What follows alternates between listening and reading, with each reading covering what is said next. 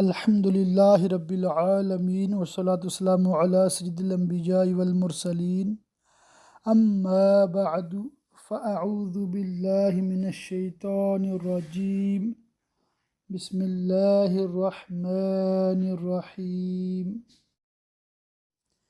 Lesson 26 فقہ بہار شریعت۔ اس میں آج اللہ کے فضل سے ہم حصہ سیوم یا حصہ سوم تیسرے حصے کا آغاز کر رہے ہیں۔ اللہ کی رحمت سے ہم نے 2 حصے پڑھے اور ان کا ٹیسٹ بھی دیا۔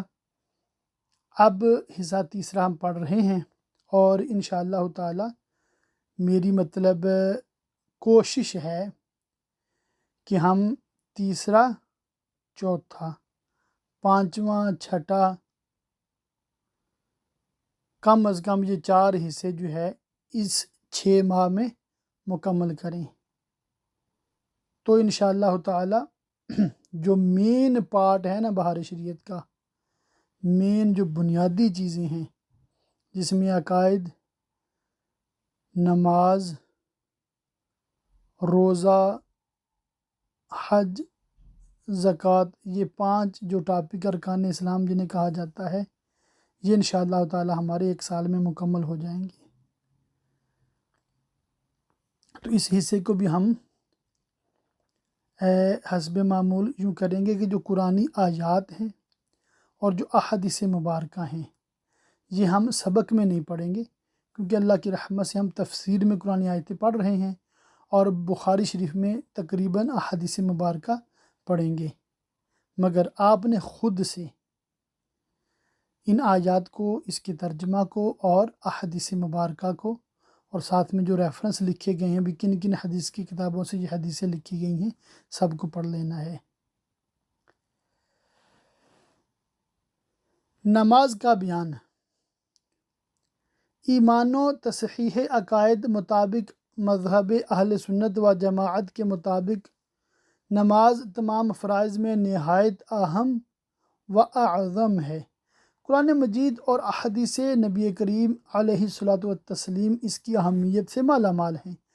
جا بجا اس کی تاکید آئی اور اس کے تارکین کا نیچے ترجمہ لکھا ہے، تارک کی جمع یعنی چھوڑنے والے، یعنی کہ نماز کو چھوڑنے والے، نماز نہ پڑھنے والے پر وعید فرمائی۔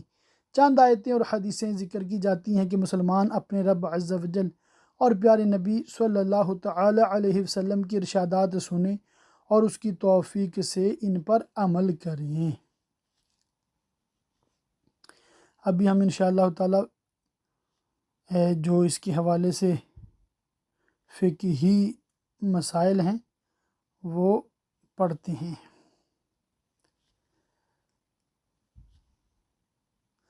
احکام فقہیہ۔ مسئلہ نمبر 1، ہر مکلف یعنی عاقل بالغ پر نماز فرض عین ہے۔ اس کا مطلب یہ ہے کہ جو پاگل ہو یا کوئی نابالغ ہو اس پہ نماز فرض نہیں۔ اس کی فرضیت کا منکر کافر ہے، اور جو قصداً چھوڑے اگرچہ ایک ہی وقت کی وہ فاسق ہے، اور جو نماز نہ پڑھتا ہو قید کیا جائے یہاں تک کہ توبہ کرے اور نماز پڑھنے لگے۔ بلکہ ائمہ ثلاثہ امام مالک و امام شافعی و امام احمد رضی اللہ تعالیٰ عنہم کے نزدیک سلطان اسلام کو اس کے قتل کا حکم ہے۔ اللہ اکبر، کہ نماز اتنی اہم ہے۔ بچہ کی جب 7 برس کی عمر ہو تو اسے نماز پڑھنا سکھایا جائے، اور جب 10 برس کا ہو جائے تو مار کر پڑھوانا چاہیے۔ دیکھیں، بچے کو مارنا تادیباً، ادب سکھانے کے لیے، یہ عرب میں بہت عام تھا، آج کل بھی ہمارے انڈیا پاکستان میں عام ہے، مگر لوگوں کو شریعت کے مسائل سے اس قدر لا علمی ہے کہ ان کو پتہ ہی نہیں بھی کب مارنا ہے، کتنا مارنا ہے اور کہاں مارنا ہے۔ مثال ہے، بچے کو مارنا کب؟ نماز نہیں پڑھتا۔ ہمارے یہاں کب مارا جاتا ہے؟ اسکول نہیں جاتا، نماز نہیں پڑھتا تو مارتے ہی نہیں ہیں، پوچھتے بھی نہیں ہیں۔ اچھا، ضرب شدید تو ویسے بھی حرام ہے، یعنی اتنا مارنا کہ زخم ہو جائے، جسے کہتے ہیں نیل پڑ جائیں، یا ایک جگہ پہ 3 بار مارنا منع ہے، چہرے پہ مارنا منع ہے، یا تو ہمارے ہاں سیدھا تھپڑ ہی منہ پہ مارا جاتا ہے، پھر سر پہ مارنا بھی منع ہے۔ تو بات یہ ہے کہ تادیباً مارنا کتنا بھی، وہ اتنا کہ اس کو شرم آئے، اور اگر وہ ڈھیٹ ہو گیا ہے اس کو مارنے کا تو آگے سے وہ ہنستا ہے، فائدہ نہیں ہے نا۔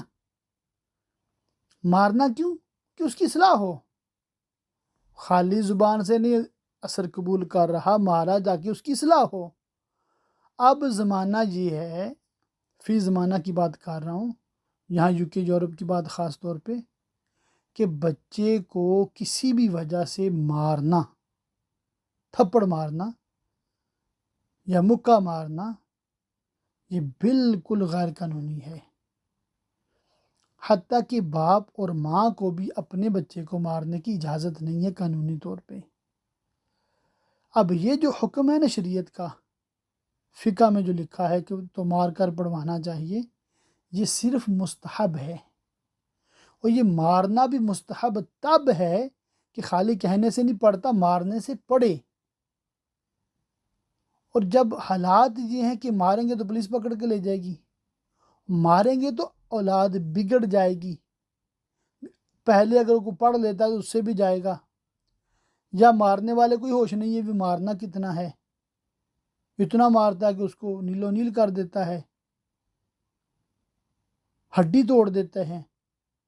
اور میں نے ایک لیسن میں آپ کو بتایا تھا، ایک قاری صاحب تھے، وہ بچے کے سر پہ ریل ہی مار دی اس نے، سر پھٹ گیا، خون و خون ہو گیا نا۔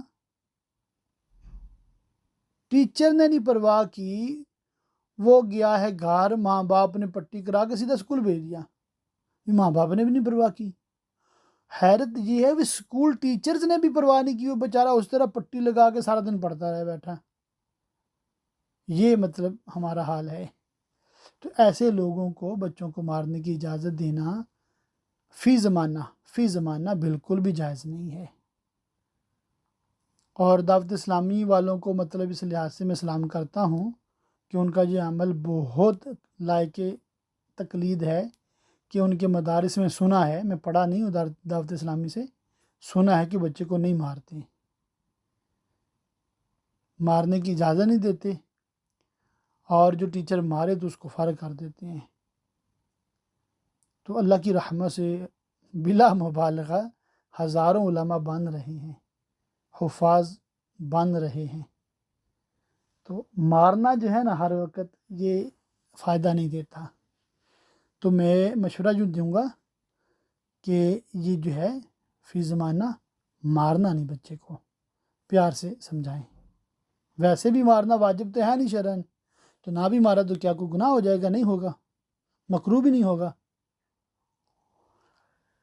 نماز خالص عبادت بدنی ہے، اس میں نیابت جاری نہیں ہو سکتی، یعنی ایک کی طرف سے دوسرا نہیں پڑھ سکتا۔ نہ یہ ہو سکتا ہے کہ زندگی میں نماز کے بدلے کچھ مال بطور فدیہ ادا کر دے۔ البتہ اگر کسی پر کچھ نمازیں رہ گئی ہیں اور انتقال کر گیا اور وصیت کر گیا کہ اس کی نمازوں کا فدیہ ادا کیا جائے، اس کے اپنے مال سے تو ادا کیا جائے، اور امید ہے کہ انشاءاللہ تعالی قبول ہو، اور بے وصیت بھی وارث اس کی طرف سے دے، کہ امید قبول و عفو ہے۔ اب جو وارث اپنی طرف سے دے گا نا، یہ مستحب ہے، وارث پہ فرض واجب نہیں ہے۔ مطلب کہ وارث اگر اس کی نمازوں کا فدیہ نہیں دیتے کوئی گناہ نہیں ہے، صرف دعا مغفرت کیا کریں، جتنا ہو سکتا ہے سال ثواب کریں۔ مسئلہ 4، فرضیت نماز کا سبب حقیقی امر الہی ہے، اللہ کا حکم ہے، اور سبب ظاہری وقت ہے کہ اول وقت سے آخر وقت تک جب ادا کرے ادا ہو جائے گی اور فرض ذمہ سے ساقط ہو جائے گا، اور اگر ادا نہ کی جہاں تک کہ وقت کا ایک خفیف جز باقی ہے، تو یہی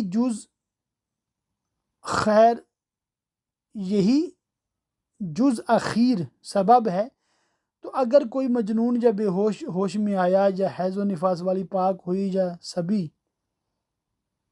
سبی کے تحت نمبر 5 میں لکھا ہے بچہ بالغ ہوا، نابالغ بالغ ہوا، یا کافر مسلمان ہوا، اور وقت صرف اتنا ہے کہ اللہ اکبر کہہ لے، تو ان سب پر اس وقت کی نماز فرض ہو گئی۔ اور جنون و بے ہوشی 5 وقت سے زائد کو مستغرق نہ ہوں، یعنی کہ کوئی بے ہوش ہوا یا پاگل ہوا، 5 نمازوں سے زائد نہیں ہوا وہ اس طرح، تو اگرچہ تکبیر تحریمہ کا بھی وقت نہ ملے، نماز فرض ہے، قضا پڑے۔ حیض و نفاس والی میں تفصیل ہے جو باب الحیض میں مذکور ہوئی۔ نابالغ نے وقت میں نماز پڑھی تھی اور آخر وقت میں بالغ ہوا، تو اس پر فرض ہے کہ اب پھر پڑھے، کیونکہ اب اس پہ فرض ہوئی ہے نا۔ یوں ہی اگر معاذ اللہ کوئی مرتد ہو گیا پھر آخر وقت میں اسلام لایا، اس پر اس وقت کی نماز فرض ہے، اگرچہ اول وقت میں قبل ارتداد نماز پڑھ چکا ہو۔ استغفر اللہ۔ نابالغ عشاء کی نماز پڑھ کر سویا تھا، اس کو احتلام ہوا اور بیدار نہ ہوا یہاں تک کہ فجر طلوع ہونے کے بعد آنکھ کھلی، تو عشاء کا ادا کرے، اور اگر طلوع فجر سے پیشتر آنکھ کھلی تو اس پر عشاء کی نماز بالاجماع فرض ہے۔ تو مسئلہ 5 اور 6 بالکل ملتے جلتے ہیں۔ مسئلہ 7، کسی نے اول وقت میں نماز نہ پڑھی تھی اور آخر وقت میں کوئی ایسا عذر پیدا ہو گیا جس سے نماز ساقط ہو گئی، مثلا آخر وقت میں حیض و نفاس ہو گیا، عورتوں کو ہوتا ہے، یا جنون یعنی پاگل ہو گیا، یا بے ہوشی طاری ہو گئی، تو اس وقت کی نماز معاف ہو گئی، اس کی قضا بھی ان پر نہیں، مگر جنون و بے ہوشی میں شرط ہے کہ علی الاتصال یعنی کہ متصل، علی الاتصال یعنی لگاتار، علی الاتصال 5 نمازوں سے زائد کو گھیر لیں۔ 5 نمازوں سے زائد کتنی ہوتی ہیں؟ 6، کم از کم 6 نمازیں۔ 6 نمازیں اگر وہ بے ہوش پڑا رہا ہے نا، 6 اس کی قضا ہو گئی ہیں بے ہوشی میں، تو اب ہوش آنے کے بعد اس کی قضا واجب نہیں ہے۔ اگر 5 یا 4 یا 3 بے ہوشی کی وجہ سے قضا ہوئی ہیں تو ان کی قضا لازم ہوگی۔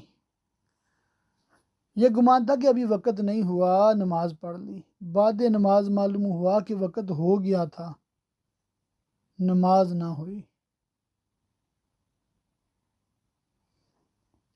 اچھا، یہاں پر نیچے لکھا ہے بہار شریعت حصہ 4 نماز مریض کا بیان میں ہے، اگر کسی وقت ہوش ہو جاتا ہے تو اس کا وقت مقرر ہے یا نہیں؟ اگر وقت مقرر ہے، اس سے پہلے پورے 6 وقت نہ گزرے تو قضا واجب، اور وقت مقرر نہ ہو بلکہ دفعتاً ہوش ہو جاتا ہے پھر وہی حالت پیدا ہو جاتی ہے تو اس سے فاقہ کا اعتبار نہیں، یعنی سب بے ہوشیاں متصل سمجھی جائیں گی۔ تو یہ تھے احکام فقہیہ، نماز کے حوالے سے ہمارا کیا عقیدہ ہے، کیا نظریہ ہے۔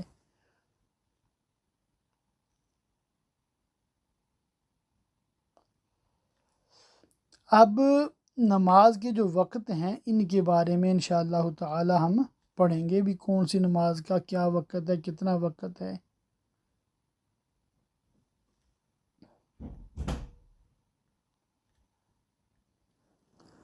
مسائل فقہیہ، وقت فجر طلوع صبح صادق سے آفتاب کی کرن چمکنے تک ہے۔ صبح صادق سچی صبح ایک روشنی ہے کہ پورب یعنی مشرق کی جانب جہاں سے آج آفتاب یعنی سورج طلوع ہونے والا ہے، اس کے اوپر آسمان کے کنارے میں دکھائی دیتی ہے اور بڑھتی جاتی ہے یہاں تک کہ تمام آسمان پر پھیل جاتی ہے اور زمین پر اجالا ہو جاتا ہے، اور اس سے قبل بیچ آسمان میں ایک دراز سپیدی ظاہر ہوتی ہے جس کے نیچے سارا افق سیاہ ہوتا ہے۔ صبح صادق اس کے نیچے سے پھوٹ کر جنوباً شمالاً یعنی رائٹ لیفٹ دونوں پہلوؤں پر پھیل کر اوپر بڑھتی ہے۔ یہ دراز سپیدی اس میں غائب ہو جاتی ہے، اس کو صبح کاذب کہتی ہیں۔ اس سے فجر کا وقت نہیں ہوتا۔ یہ جو بعض نے لکھا کہ صبح کاذب کی سپیدی جا کر بعد کو تاریکی ہو جاتی ہے، محض غلط ہے۔ صحیح وہ ہے جو ہم نے بیان کیا۔ مختار یہ کہ نماز فجر میں صبح صادق کی سپیدی چمک کر ذرا پھیلنی شروع ہو، اس کا اعتبار کیا جائے، اور عشاء اور سحری کھانے میں اس کی ابتدائے طلوع کا اعتبار ہو۔ صبح صادق چمکنے سے طلوع آفتاب تک ان بلاد یعنی ان ملکوں میں یعنی انڈیا پاکستان میں کم از کم 1 گھنٹہ 18 منٹ ہے، اور زیادہ سے زیادہ 1 گھنٹہ 35 منٹ۔ نہ اس سے کم ہوگا نہ اس سے زیادہ۔ 21 مارچ کو 1 گھنٹہ 18 منٹ ہوتا ہے، پھر بڑھتا رہتا ہے یہاں تک کہ 22 جون کو پورا 1 گھنٹہ 35 منٹ ہو جاتا ہے، پھر گھٹنا شروع ہوتا ہے یہاں تک کہ 22 ستمبر کو 1 گھنٹہ 18 منٹ ہو جاتا ہے، پھر بڑھتا ہے یہاں تک کہ 22 دسمبر کو 1 گھنٹہ 24 منٹ ہوتا ہے، پھر کم ہوتا ہے یہاں تک کہ 21 مارچ کو وہی 1 گھنٹہ 18 منٹ ہو جاتا ہے۔ جو شخص وقت صحیح نہ جانتا اسے چاہیے کہ گرمیوں میں 1 گھنٹہ 40 منٹ باقی رہنے پر سحری چھوڑ دے، خصوصاً جون جولائی میں، اور جاڑوں میں یعنی سردیوں میں 1.5 گھنٹہ باقی رہنے پر، خصوصاً دسمبر جنوری میں، اور مارچ اور ستمبر کے اواخر میں جب دن رات برابر ہوتا ہے تو سحری 1 گھنٹہ 24 منٹ پر چھوڑے۔ اور سحری چھوڑنے کا جو وقت بیان کیا گیا اس کے 8-10 منٹ بعد اذان کہی جائے تاکہ سحری اور اذان دونوں طرف احتیاط رہے۔ بعض ناواقف آفتاب نکلنے سے 2 گھنٹے پہلے اذان کہہ دیتے ہیں، پھر اسی وقت سنت بلکہ فرض بھی بعض دفعہ پڑھ لیتے ہیں، نہ یہ اذان ہو نہ نماز۔ بعضوں نے رات کا 7واں حصہ وقت فجر سمجھ رکھا ہے، یہ ہرگز صحیح نہیں۔ ماہ جون اور جولائی میں جبکہ دن بڑا ہوتا ہے اور رات تقریباً 10 گھنٹے کی ہوتی ہے، ان دنوں تو البتہ وقت صبح رات کا 7واں حصہ یا اسے چند منٹ پہلے ہو جاتا ہے، مگر دسمبر جنوری میں جبکہ رات 14 گھنٹے کی ہوتی ہے اس وقت فجر کا وقت 9واں حصہ بلکہ اس سے بھی کم ہو جاتا ہے۔ ابتدائی وقت فجر کی شناخت دشوار ہے، خصوصاً جبکہ گرد و غبار ہو یا چاندنی رات ہو، لہذا ہمیشہ طلوع آفتاب کا خیال رکھے کہ آج جس وقت طلوع ہوا دوسرے دن اسی حساب سے وقت متذکرہ بالا یعنی جو اوپر ذکر کیا گیا ہے کہ اندر اذان و نماز فجر ادا کی جائے از افادات رضویہ، یعنی کہ یہ امام اہل سنت مولانا شاہ امام احمد رضا خان بریلوی رحمۃ اللہ علیہ کی تحقیق ہے جو اوپر بیان کی گئی۔ اب اس کے حوالے سے میں یہاں صرف اتنا عرض کر دیتا ہوں کہ دعوت اسلامی نے پریئر ٹائمنگ کے حوالے سے ایپ بنایا ہے، اس میں آپ کو سحری اینڈ یعنی صبح صادق کا ٹائم یعنی کہ فجر کا بگننگ ٹائم، اور سن رائز سورج کب طلوع ہوتا ہے اس کا بھی اللہ کے فضل سے ایگزیکٹ تقریباً دنیا کے 22 لاکھ مقامات یا اس سے بھی زائد کا اس میں آپ کو ڈاٹا مل جاتا ہے۔ موبائل میں اپلیکیشن وہ آ جاتی ہے تو وہ بہت مفید رہے گی۔ اور UK کا یہ بہت بڑا ٹاپک ہے کہ فجر کا ٹائم کب شروع ہوتا ہے۔ ہمارے ہاں اس پہ تو بڑے بحثیں مباحثیں بڑی کتابیں اور بڑے روڑے شولے ہیں۔ خود سنیوں میں 3 ٹائم ٹیبل ہیں۔ گرمیوں میں دعوت اسلامی والے 1:15 بجے روزہ بند کرتے ہیں، جبکہ جو ہے طلوع آفتاب سن رائز تقریباً 4 بجے جیسے کچھ ہوتا ہے، 4 کے بعد یہ ہے۔ اور ایک اور عالم صاحب ہیں، چند مساجد ان کو بھی فالو کرتی ہیں، ان کا 2 بجے بند ہوتا ہے۔ اور کہہ لے بھی کوئی 60-70% سنیوں کی مسجدیں جو پرانے ٹائم ٹیبل پہ ہیں ان کا جناب عالی کوئی 2:45-3 بجے بند ہوتا ہے، کہاں 1:15 اور کہاں 2:45۔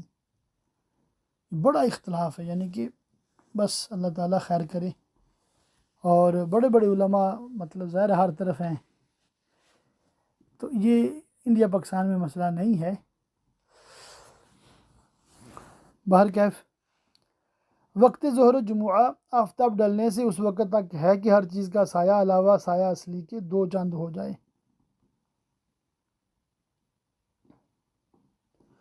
ہر دن کا سایہ اصلی وہ سایہ ہے کہ اس دن آفتاب کے خط نصف نہار پر پہنچنے کے وقت اور موسم اور بلاد کے مختلف ہونے سے مختلف ہوتا ہے۔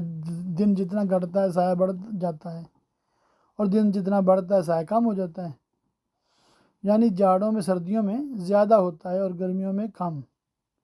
اور ان شہروں میں کہ خط استوا کے قریب میں واقع ہیں کم ہوتا ہے، بلکہ بعض جگہ بعض موسم میں بالکل ہوتا ہی نہیں، جب آفتاب بالکل سمت راس پر ہوتا ہے، سمت راس یعنی بالکل سار کے اوپر۔ چنانچہ موسم سرما اور ماہ دسمبر میں ہمارے ملک کے عرض بلد پر کے 28 درجہ کے قریب پر واقع ہے، 8.5 قدم سے زائد یعنی سوائے کے قریب سایہ اصلی ہو جاتا ہے، اور مکہ معظمہ میں جو 21 درجہ پر ہے ان دنوں میں 7 قدم سے کچھ ہی زائد ہوتا ہے، اس سے زائد پھر نہیں ہوتا۔ اسی طرح موسم گرما مکہ معظمہ میں 27 مئی سے 30 مئی تک دوپہر کے وقت بالکل سایہ نہیں ہوتا، اس کے بعد پھر وہ سایہ الٹا ظاہر ہوتا ہے، یعنی سایہ جو شمال کو پڑتا تھا مکہ معظمہ میں جنوب کو ہوتا ہے، اور 22 جون تک پاؤں قدم تک بڑھ کر پھر گھٹتا ہے، یہاں تک کہ 15 جولائی سے 18 جولائی تک پھر معدوم ہو جاتا ہے، اس کے بعد پھر شمال کی طرف ظاہر ہوتا ہے، اور ہمارے ملک میں نہ کبھی جنوب میں پڑتا ہے نہ کبھی معدوم ہوتا، بلکہ سب سے کم سایہ 22 جون کو نصف قدم باقی رہتا ہے۔ وہی افادات رضویہ۔ فائدہ یعنی ہمیں سیکھنے کو کیا ملا؟ آفتاب ڈھلنے کی پہچان یہ ہے کہ برابر زمین میں ہموار لکڑی اس طرح سیدھی نصب کریں کہ مشرق یا مغرب کو اصلاً جھکی نہ ہو۔ آفتاب جتنا بلند ہوتا جائے اس لکڑی کا سایہ کم ہوتا جائے گا، جب کم ہونا موقوف ہو جائے یعنی کہ مزید کم نہ ہو تو اس وقت خط نصف نہار پر پہنچا، اس وقت کا سایہ اصلی ہے۔ اس کے بعد بڑھنا شروع ہوگا، اور یہ دلیل ہے کہ خط نصف نہار سے متجاوز ہوا، اب ظہر کا وقت ہوا۔ یہ ایک تخمینہ ہے،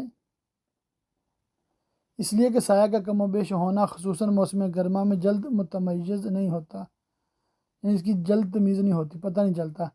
اس سے بہتر طریقہ خط نصف نہار کا ہے کہ ہموار زمین میں نہایت صحیح کمپاس سے سوئی کی سیدھ پر خط نصف نہار کھینچ دیں۔ کمپاس کا لفظ دیکھیں بہار شریف میں لکھا ہوا ہے، اور آج یہ کیمپس بہت یوز ہوتا ہے، یہ موبائل کی جو پرے ٹائمنگ ہے نا دافسامی کی، اس میں بھی وہ کیمپس موجود ہے۔ اور ان ملکوں میں اس خط کی جنوبی کنارے پر کوئی مخروطی شکل کی نہایت باریک نوکدار لکڑی خوب سیدھی نصب کریں کہ وہ شرق یا غرب کو اصلاً نہ جھکی ہو، اور وہ خط نصف نہار اس کے قاعدے کے عین وسط میں ہو، جب اس کی نوک کا سایہ اس خط پر منطبق ہو۔ ٹھیک دوپہر ہو گیا، جب بال برابر پورب کو جھکے، دوپہر ڈل گیا، ظہر کا وقت آ گیا۔ دیکھیں پہلے وقتوں میں اس طرح کے جو پریکٹیکل ہیں وہ کیے جاتے تھے نا، اب تو الحمدللہ ہمارے یہاں بہت سہولت ہو گئی ہے کہ ہماری مساجد میں بھی سالانہ نمازوں کی اوقات کا جو کیلنڈر ہے، جدول ہے، وہ بنا ہوتا ہے، تو یہ قدرتی نظام بھی ہے۔ جی ہاں، ہماری جو نمازوں کے اوقات ہیں نا یہ شمسی اعتبار سے ہیں، سورج کے اعتبار سے نا، تو اس میں انگلش کیلنڈر ہم استعمال کرتے ہیں، جسے ہم شمسی کیلنڈر کہیں تو زیادہ مناسب ہے نا، تو یہ بالکل ہمیں استعمال کرنا پڑتا ہے۔ اور اس کا ایک فائدہ یہ ہے کہ سال کی جس بھی تاریخ کو آپ چیک کر لیں، ہر سال اس تاریخ کو وہی وقت ہوگا نماز کا۔ مثال ہے نومبر کی 5 تاریخ، 5 نومبر جو طلوع آفتاب کا وقت ہے وہ 2022 میں بھی وہی ہے۔ پیچھے دیکھ لیں، آگے تو ہم نہیں نا دیکھ سکتے، پیچھے دیکھ لیں، 10 سال پیچھے چلے جائیں، 20 سال بلکہ 100 سال پیچھے چلے جائیں، 2022 5 نومبر کو جو طلوع آفتاب کا وقت ہے، تو بلکہ یوں کہہ لیں بھی 1900 کیا بلکہ 1000 میں بھی چلے جائیں نا واپس ہم چیک کرنے، تو وہ وہی ٹائم ہوگا ایگزیکٹ۔ یہ اللہ تعالیٰ کا ایسا نظام ہے۔ وقت اثر بعد ختم ہونے وقت ظہر کی یعنی سوا سایہ اصلی کے 2 مثل سایہ ہونے سے آفتاب ڈوبنے تک ہے۔ اچھا یہ جو فائدہ ہے نا یہ آپ خود پڑھیں گے، ابھی میں نے 2 فائدے پڑھے ہیں اور ابھی انشاءاللہ تعالیٰ یہ فائدہ آپ عصر کے حوالے سے خود پڑھ لیجئے گا۔ وقت مغرب غروب آفتاب سے غروب شفق تک ہے۔ شفق کسے کہتے ہیں؟ ہمارے مذہب میں اس سپیدی کا نام ہے جو جانب مغرب میں سرخی ڈوبنے کے بعد جنوباً شمالاً رائٹ لیفٹ صبح صادق کی طرح پھیلی ہوئی رہتی ہے۔ یہ ہدایہ فقہ کی کتاب ہے، شرح وقایہ ہے، عالمگیری ہے، فتاوی رضویہ، افادات رضویہ۔ اور یہ وقت ان شہروں میں کم سے کم 1 گھنٹہ 18 میں زیادہ سے زیادہ 1 گھنٹہ 35 منٹ ہوتا ہے۔